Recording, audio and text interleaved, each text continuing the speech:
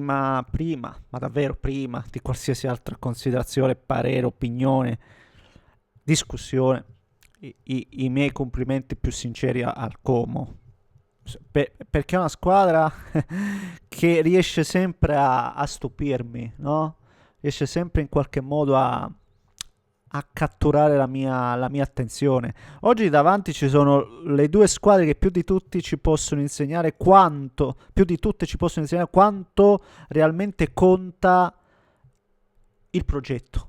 Avere un progetto, il portarlo avanti, puntellarlo, dargli continuità e poi provando a raccogliere i risultati. Perché tante volte si rimprovera al Como, no, ma è una squadra che spende. Perché la Juventus in questi anni non ha speso poco, no? Quindi abbiamo davanti, possiamo fare un confronto. E che la Juventus alla prima occasione ha subito buttato tutto all'aria, no? Cambiamo allenatore, no? Rinnoviamo, facciamo, diciamo. Le due squadre, Como da una parte e Juventus dall'altra, ci spiegano cosa sia un progetto, come lavorare e come, no? Invece imboccare la strada sbagliata. E ne discutiamo, lo facciamo. Prima, come al solito, se volete, vi invito a spolliciare per soddisfare l'amico algoritmo. Iscrivetevi se volete seguire i prossimi contenuti. Tra un po' vedremo anche l'Inter impegnata a Lecce, ovviamente. Quindi vi aspetto nel post partita. In descrizione trovate tutti i profili social. E come al solito, grazie per il vostro supporto. Quello davvero non manca mai.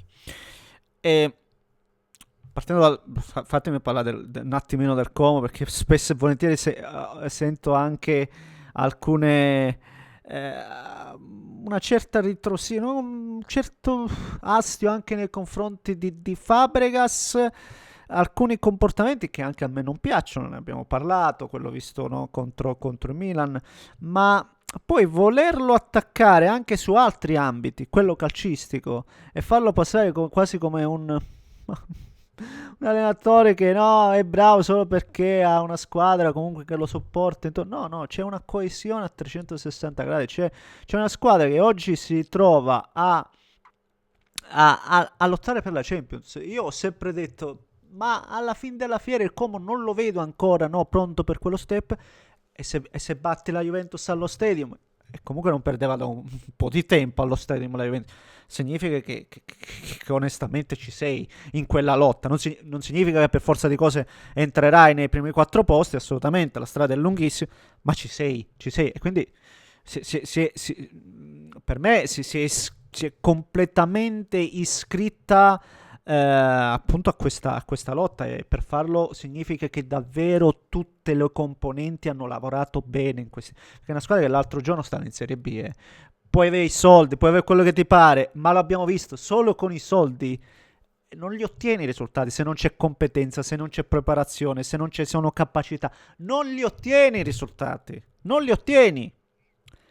E oggi batti l'evento senza il giocatore teoricamente più forte, no? Il più importante, Nico Paz, lo fai giocando divinamente, come al suo.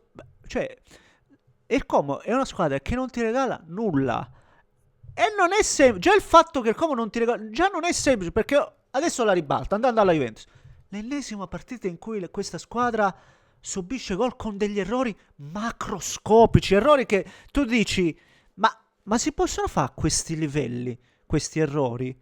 Ed è, cioè, giustamente, la gente adesso si focalizzerà ancora una volta su De Gregorio, che va detto, non è all'altezza dell'impegno, non è all'altezza dell'essere portiere di una squadra di alta classifica. Mi sembra che poi magari un giorno lo diventerà, non lo so. Comunque non è proprio un ragazzino in erba di Gregorio, però al momento non è di quel livello, per l'ennesimo tiro dove tu puoi reagire in maniera diversa, e sono davvero tanti. Poi attenzione, qualche volta se ne esce anche con delle buone parate, però si vede che non è di quel livello, tutto qua. È un discorso che noi all'Inter facciamo per esempio con Sommer. Ci sono portieri che sono portieri normali, e mi sento di dire di Gregorio è pressoché rientra in questa categoria, ma non è l'unico. Cioè, secondo me bisogna capire anche questo, non è l'unico. perché non so se vi siete accorti, la palla che perde McKennie, quella palla a metà tra Locatelli e il giocatore del Como, sono errori gravi, anche quello è errore grave, sul primo gol dell'Inter, no? Dove anche lì si parla unicamente di Gregorio, ma avete visto David che palla perde? Sono errori gravi per la categoria. Palla che perde Locatelli contro la Lazio, sono errori gravi, e questi errori il Como non li commette, o se li commette non con questa frequenza, e queste cose fanno la differenza, fanno assolutamente la differenza. Giocatori che non sono all'altezza del compito, ragazzi. Oggi Openda, non lo so che gli è successo a sto ragazzo, non avrà fiducia, non lo so. Ma nel primo tempo lì puoi saltare il portiere e fai la giocata più difficile. Boh, non lo so. È una Juventus che oggi l'abbiamo vista, non ce n'è. Poi anche la Juventus oggi aveva delle assenze importanti. Se dietro manca Bremer, e oltre a Bremer anche Kalulu, e non avrebbe meritato di essere presente in questa partita Kalulu, va assolutamente detto. È una Juventus fragile, è una Juventus che si scompone, ed è una squadra che secondo me manca e pecca anche di qualità, ragazzi, e c'è poco da fare, perché in questo momento uno dice ma l'allenatore quante volte ha cambiato l'allenatore? L'allenatore che può fare su errori macroscopici come quelli che stiamo continuando a vedere? Cosa può fare? Può mettere solo tutti dietro? State tutti... Ma avete visto come palleggia il Como? Ma avete visto con che facilità, che facilità, no? Esce, gira palla. Il contropiede perfetto nel secondo tempo. È incredibile, ma ci devi lavorare, e devi andare sul mercato a trovarli poi quei giocatori che fanno quello. Oggi mi sento dire che Spalletti, secondo me, non ha i giocatori giusti per sviluppare quello che vuole fare. E forse sotto questo aspetto sì, magari oggi l'allenatore della Juventus forse sarebbe meglio più uno difensivo, non lo so, provo a buttarla, non lo so, ma di certo manca proprio qualità per giocare a pallone, perché non può essere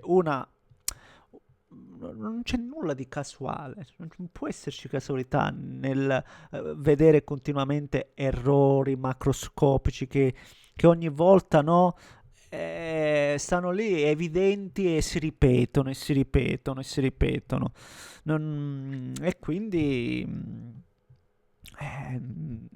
e poi soprattutto quando parliamo di progettualità parliamo proprio di questo. Prendi un allenatore, l'allenatore va seguito, va sopportato, gli va messo a disposizione quello che chiede, quello che vuole, altrimenti ha anche poco senso. Ed è qui che Fabregas è avvantaggiato, ecco, sotto questo aspetto lo è sicuramente, perché Fabregas dalla sua, seppur non con giocatori pronti, giocatori che lo diventeranno, su cui si può lavorare, non è che a Fabregas gli hanno comprato Ildiz stesso, il fenomeno di turno.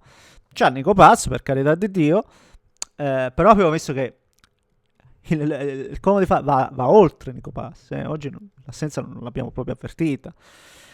E in questo è avvantaggiato Fabregas, perché lì al Como si segue un progetto, lo si sposa, si segue quello che chiede l'allenatore e si va avanti, si fa dritti. E poi l'allenatore capace in un ambiente del genere viene di conseguenza valorizzato. Questo mi sembra assolutamente chiaro.